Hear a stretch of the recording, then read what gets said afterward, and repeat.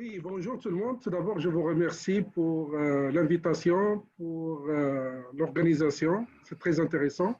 Je veux aussi remercier l'AQHST pour le support. Donc aujourd'hui, je vais vous présenter deux choses. C'est en lien avec la précédente présentation. Donc ça me facilite la tâche de ne pas parler de la stérilisation et d'aller directement avec l'évaluation des performances de filtration des pièces faciales stérilisées ou neuves. Donc là, je vais parler plus des pièces faciales stérilisées, je parle de la performance de la filtration. Et puis après, rapidement, je vais parler de des masques qui proviennent de l'étranger, en particulier de l'Asie. Donc, j'aimerais aussi remercier toute l'équipe qui ont travaillé dans ceci. Et puis, je vous présente rapidement la plateforme de recherche qu'on a en partenariat entre l'RSST et l'Université Concordia. On a deux laboratoires pour filtrer les gaz et pour filtrer les particules. Et ces deux laboratoires pourraient aussi servir pour développer des méthodes pour caractériser la qualité de l'air ou pour caractériser l'aérolique ou pour évaluer, par exemple, les systèmes de captation à la source ou autre. Donc, durant la pandémie, on était engagé par le ministère pour deux choses. Une, pour évaluer les masques après une stérilisation et aussi pour des nouveaux masques qu'on peut procurer soit de l'industrie locale ou de l'étranger. Et le deuxième volet était aussi pour regarder la filtration des pièces, des masques faciaux barrières. Donc, je vous présente aussi, je présente ici juste ce qu'on a eu comme résultat pour la protection respiratoire. Donc ici, excuse-moi, je n'ai pas dit suivant. Donc là, on va regarder la stérilisation. Donc on va essayer de comparer les masques stérilisés ou traités avec un échantillon qu'on va appeler de référence et puis qui n'est pas traité. Et aussi, on va aussi regarder à différents cycles aussi comment ça va se comporter, à différents cycles de traitement. Puis on va aussi regarder l'aspect des masques qui sont neufs, qui proviennent des entreprises québécoises, et aussi des masques qui sont importés de l'étranger. Et aussi les masques qui sont périmés. Donc, il y a des masques qui sont périmés, on aimerait aussi voir s'ils sont toujours, si on a toujours la possibilité de les utiliser. Merci, suivant.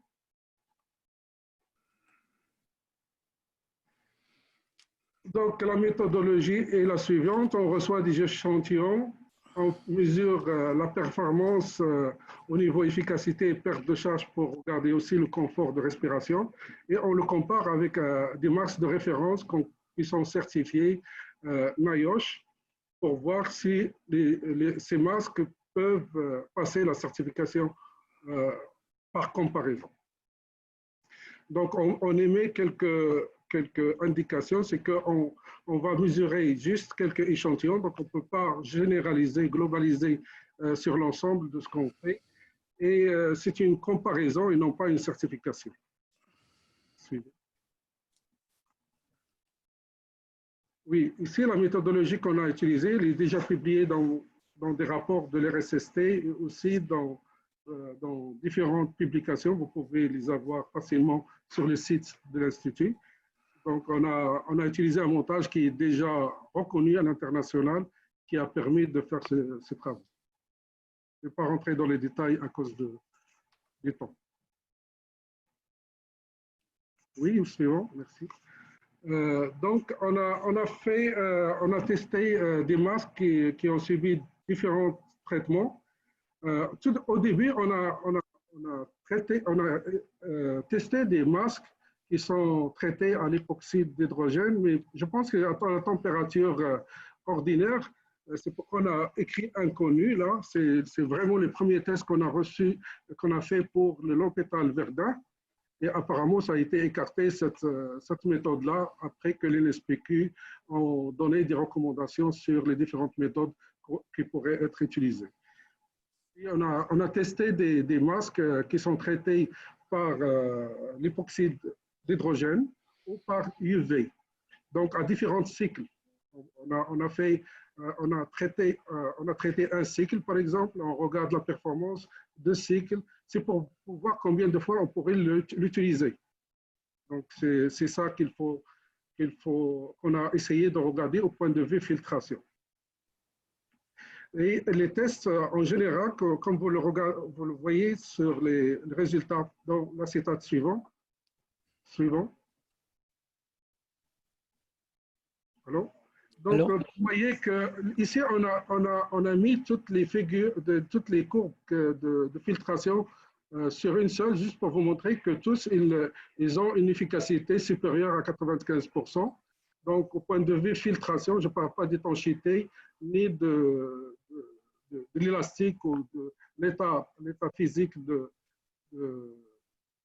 du masque. Je parle juste du matériau filtrant. Ils gardent toujours leur efficacité au niveau filtration et la résistance à l'air, au point de vue différentiel de pression entre en amont, en aval du masque, il est toujours acceptable. Et toujours, il respecte la norme que NIOSH souligne. OK, le suivant, s'il vous plaît. Donc là, je vais vous parler rapidement des masques qu'on a reçus de l'étranger, de l'Asie. Et on voit que les types de masques qu'on reçoit, une majorité, ils ont cette forme-là. Ce sont des masques certifiés KN95. Ce que je vais dire ici, ces masques-là, généralement, ils portent des élastiques alentour des oreilles. Donc, ils représentent un problème de fit test. Donc, ça sera difficilement utilisé dans les milieux. Ça, c'est un. Deux, c'est qu'il y a toutes sortes de masques. Ce n'est pas le fait qu'ils portent un nom KN95 que vraiment il y a toutes sortes de masques qui sont disponibles. Et il y a des masques qu'on reçoit, par exemple, qui sont performants comme les N95. Il y en a d'autres qui ne sont pas du tout performants. Et parmi les échantillons, des fois qu'on a reçu de même lot de masques, ben, il y en a des échantillons qui sont performants et non performants.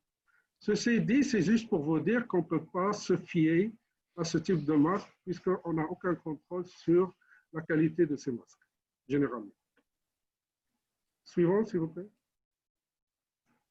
Donc, en conclusion, donc on a regardé deux volets. Les traitements qui étaient recommandés par l'INSPQ généralement fonctionnent très bien au point de vue filtration. Et par rapport à ce qu'on peut importer de l'Asie, on doit faire très attention par rapport à la qualité de la filtration 1 et aussi il faut regarder l'aspect de fit test qui pourrait généralement pas être appliqué pour des personnes au nord d'Amérique. Je voulais juste parler à la fin quelque chose que j'ai fait personnellement. C'est au début de la crise, quand j'ai reçu l'appel du ministère, j'ai commencé à regarder à cet aspect de réutilisation et j'utilisais juste un seul masque parce que j'avais un seul masque chez moi de Moldex qui est certifié NIOSH. Et j'ai utilisé en quelque sorte une petite cuisine à moi. L'idée, c'est comment on peut utiliser une façon de stériliser qui est disponible pour tout le monde. Et j'ai utilisé ma machine, la sécheuse. Je l'ai mis dans une sécheuse, dans un cycle, avec une température moyenne. Et quand on parle d'une température moyenne, c'est 75 degrés à peu près. Si on le met dans une température basse, équivalent à 60 degrés, ça peut être encore mieux. Et j'ai regardé la performance de masque. Elle est à l'entour de 95%, mais je ne peux pas dire s'il y a un effet sur le masque ou non, parce que je n'avais pas à l'époque comparé les deux, le masque avant et après ce traitement-là. Mais c'est juste pour vous dire que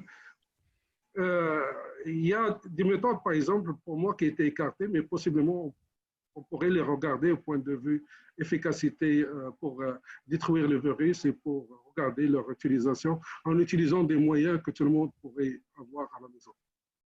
Je vous remercie. Merci, Monsieur Baloul.